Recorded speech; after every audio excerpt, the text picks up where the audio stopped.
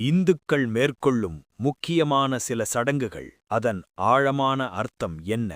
நாம் தினமும் செய்யும் பூஜை, நெற்றியில் அணியும் திருநீறு, கோவிலுக்கு செல்வது, விரதம் இருப்பது, இவையெல்லாம் ஒரு பழக்கம் மட்டுமா, அல்லது வாழ்க்கையை உயர்த்தும் ஒரு ரகசிய ஆன்மீக அறிவா?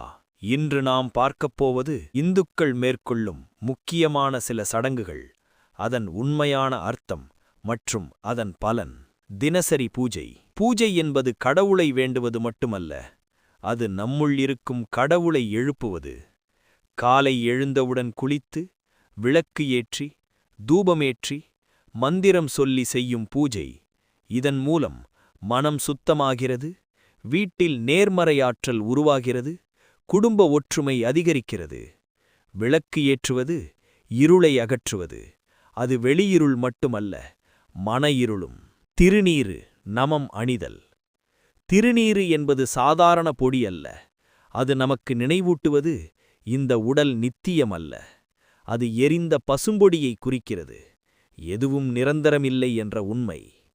நெற்றியில் அணிவதால் அகந்தை குறையும், மன அமைதி கிடைக்கும், தெய்வீக பாதுகாப்பு கிடைக்கும். கோவில் வழிபாடு. ஏன் கோவிலுக்கு செல்ல வேண்டும்? கோவில் என்பது சக்தி மையம்.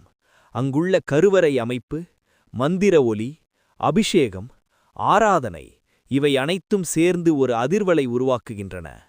கோவிலில் நின்றவுடன் சிலருக்கு கண்ணீர் வருகிறது. அது பலவீனமல்ல, அது ஆன்மாவின் உருகல்.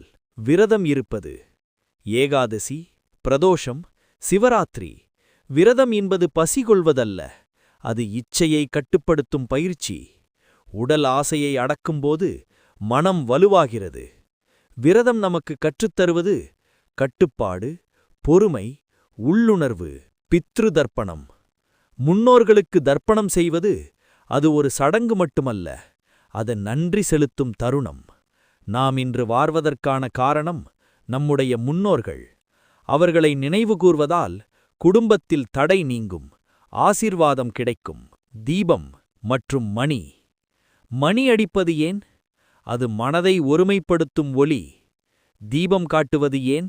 அது அறிவின் வெளிச்சம். ஒவ்வொரு சடங்கும் ஒரு உளவியல் ரகசியம். உண்மையான அர்த்தம்.